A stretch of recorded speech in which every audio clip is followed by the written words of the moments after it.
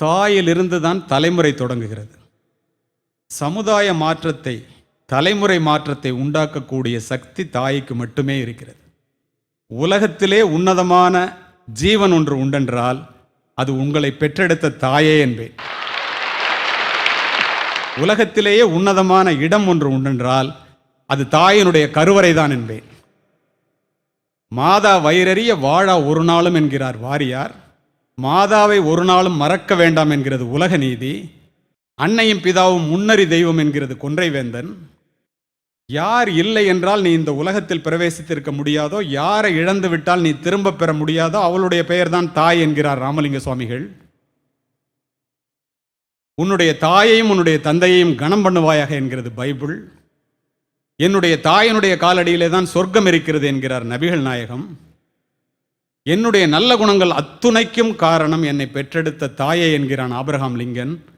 நாம் சூடிடும் மணிகள் அவர்கள் வியர்வையின் துளிகள். சித்திரச் சோலைகளாக இங்கே அமர்ந்திருக்கின்றீர்களே, உங்களை இப்படி வளர்த்து ஆளாக்க எத்தனை பெற்றோர்கள் இரத்தம் சொரிந்தனர் என்று நாம் எத்தனை பேர் சிந்தித்து பார்க்கின்றோம், மாணவர்களுக்கும் மாணவிகளுக்கும் சொல்லுகின்றோம். உங்களுக்கு தெரியுமா,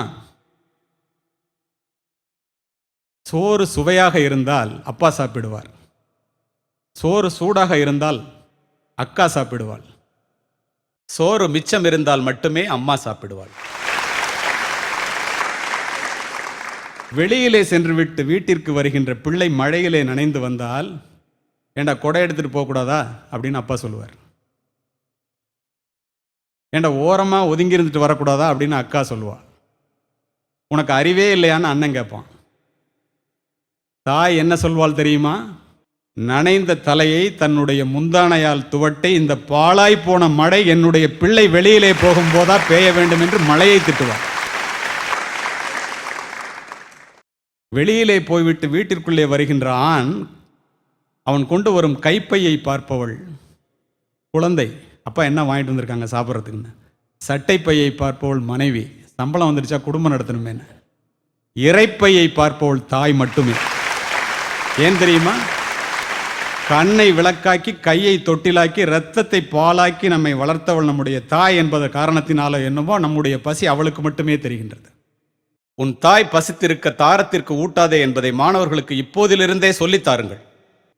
ஓலை குடிசையிலே ஒழுகும் மழை நீரை குழந்தை மேல் படாமல் காப்பதற்காக ஒவ்வொரு தாயும் தன்னுடைய உடலை கூடாரமாக்குகிறாள். ஆசிரியர்களே, ஆசிரியர்களே, இதை மாணவர்களுக்கு சொல்ல வேண்டும் என்பதற்காகவே இந்த இடத்திலே பதிவு செய்கிறேன். இளைஞர்களாக நாம் இருந்தபோது நனைந்திருப்போம் மழை நீரால் அல்ல, தாயினுடைய கண்ணீரால். வரப்பிலே பில்லறுத்து, வயலிலே களை எடுத்து, கையிலே வடிகின்ற இரத்தத்தை காசாக்கி, என்னுடைய தாய் என்னை படிக்க வைத்த காரணத்தினால் மாவட்டத்தினுடைய கண்காணிப்பாளராகவும் இன்று உங்கள் முன் முக்கிய விருந்தினராகவும் நான் பேசிக் கொண்டிருக்கின்றேன் என்றால் அத்துணை பெருமையும் என்னை பெற்றெடுத்த தாயையே. தாயை போற்றி வீழ்ந்தவனும் இல்லை, தாயை தூற்றி வாழ்ந்தவனும் இல்லை. முதுகெலும்புடைய பாடுபட்ட தந்தை, முழு வயிறு காணாமல் நம்மை வளர்த்த தாய், அவர்களுடைய கண்ணிலே கண்ணீர் வருவதற்கு நாம் ஒருபோதும் காரணமாக இருந்துவிடக் கூடாது என்பதை மாணவர்களுக்கு சொல்லித்தாருங்கள். பெற்றோர்கள் நேசிக்கப்பட வேண்டியவர்கள், அவர்களுடைய சொத்துக்கள் உபயோகப்படுத்தப்பட வேண்டியது. உயிரற்ற சொத்துக்களை நேசித்து உயிருள்ள பெற்றோர்களை உபயோகித்து உதாசீனம் செய்கின்ற இளைய தலைமுறை அதிகமாக வளர்ந்து கொண்டிருக்கின்றது. அதை மாற்ற வேண்டிய பொறுப்பு உங்களுடைய கையிலே தான் இருக்கின்றது.